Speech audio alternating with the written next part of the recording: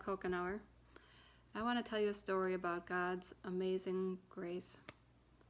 I believe that God created a Christ-sized hole in everyone's heart, and that only He can fill it and make us whole. It took me 27 years to figure that out. I was looking for love in all the wrong places, and all I really needed to do was commit my life to Christ, and He would fill me and make me whole. I was born in Oshkosh, Wisconsin in 1954. I had an older brother who could do no wrong. He was very intellectual like my parents. He was multi-talented. And then there was me, the chubby little girl that was always trying to keep up all through grade school even. It did give me a great work ethic because I tried as hard as I could to do what he could do with ease. I resorted to eating chocolate and other candy because that made me feel good in my own way. I actually would steal money from my grandparents to go to the local grocery store and get some candy, and that would temporarily make me happy. I went to a congregational church growing up, which never talked about Jesus. They talked about that God is love, and everybody goes to heaven because God is love. My parents even said that people that are religious just need that crutch that they can't think on their own. So I had a very warped view of what a Christian was.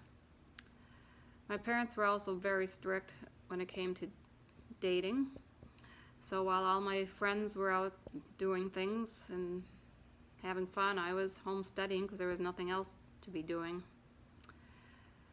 So when I turned 18, I started rebelling. I would go out drinking at night,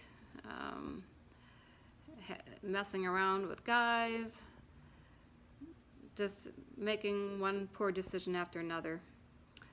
I then decided to get married to my guy that I knew in high school, and he was in the Army in Colorado Springs.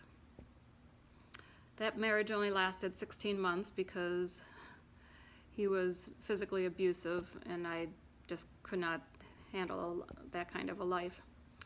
So I got back home and I got a job at Oshkosh Truck, and I enrolled back in college. It was there shortly after I arrived that I met my soon-to-be second husband. I was not in a position to actually be looking for somebody, and neither was he, because he was married and had 2 children. But in a very short time, I found him knocking on my door with suitcases in his hands, saying that he left his wife and wanted to have a relationship with me. I didn't know how to say no, and so I invited him in. Once his divorce was final, we got married. The whole premise for our relationship was doomed for failure because it was just plain wrong, but I didn't really know any better. About 6 years into my marriage, I got pregnant and I had an abortion, something that I regret to this day. But fortunately, Christ forgave me for it. So anyways,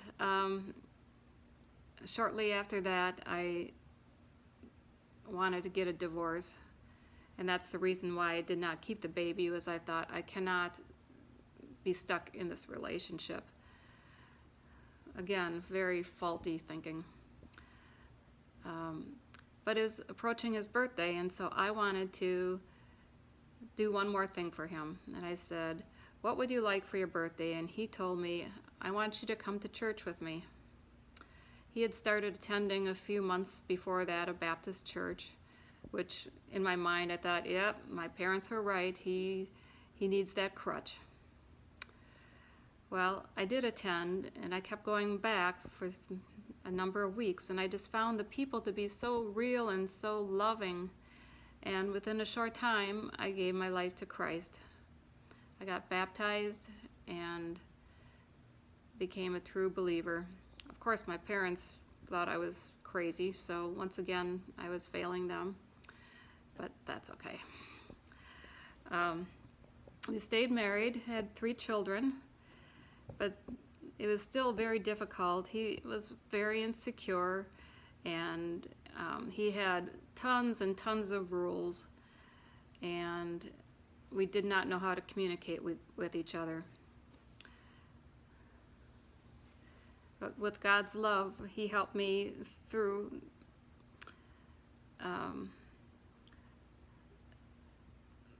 so many of my darkest days. Not just the struggles in my marriage, but I had some really, really tough times. For instance, I had a miscarriage in my 4th month of pregnancy. I almost lost my newborn son due to a problem at his birth. My daughter had a very serious childhood illness. My brother died at age 43 of a heart attack while I was visiting him on vacation, and was not able to resuscitate him when he had a heart attack. A year later, my mother passed away of cancer, and my dad had a heart attack 6 weeks after that, so my whole family was gone. But the Lord just saw me through everything. I just relied on him. I don't know how people make it through life without Christ. I really don't. The problem is, even if you commit your life to the Lord, you have to make a daily decision to follow him. It doesn't come naturally any more than being married comes naturally. And after time, because of all the struggles that my husband and I still had, I ended up having an affair with a married man in my church, which lasted for quite a while. Finally, I had to admit it to my husband, and so we seek Christian counseling and seem to be on a decent path again. Now, my children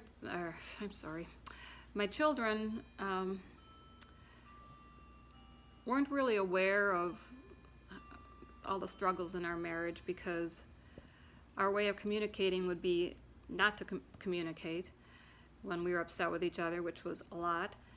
And he traveled a lot, but they also hated his rules, just like I did.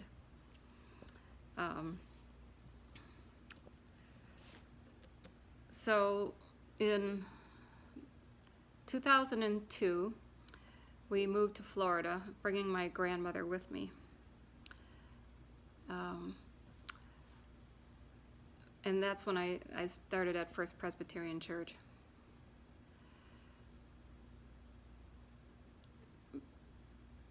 Two years within that of being in Florida, my son just could not handle anymore being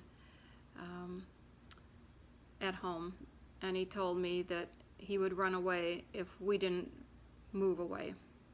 He had seen how things were going, and there was some stuff going on that to me was intolerable. So one day while he was traveling, I packed up my grandma and my cat and my son and me, and we moved out and got divorced. We had been together almost 30 years. But it's amazing what God can do even when you sin so badly against him. The divorce caused us both to really look at our lives and see what we were doing wrong and how we were not following the Lord.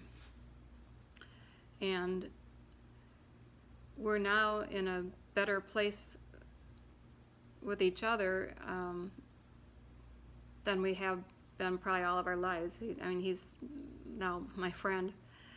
And then I was single for 5 years, and I went on an online dating site and met my husband Frank. We were married in 2011, but before that, he had asked me why I had so much peace, and I told him that it was because of my love for Christ, and he said he wanted that. So we talked a lot about it, and he talked to Lucky and he talked to Suds, and we led him to the Lord, which is an amazing thing because he then went on and led so many other people to the Lord. A year after we were married, we found out that he had pancreatic cancer, and he died 4 years after that. But during that time, his love of the Lord was so great, and he reached so many people, and we just had a beautiful relationship. Although it was tragic that he was taken from us so early in life, I never questioned why to God. First of all, I believe that God has numbered our days before we were born. That's what the Bible says, and I totally believe the Bible.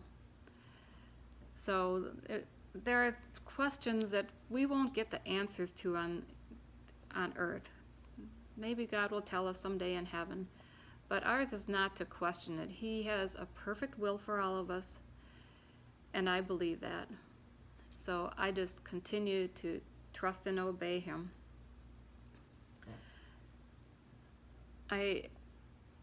I believe that Jesus took my messy, sinful life and made it into something wonderful.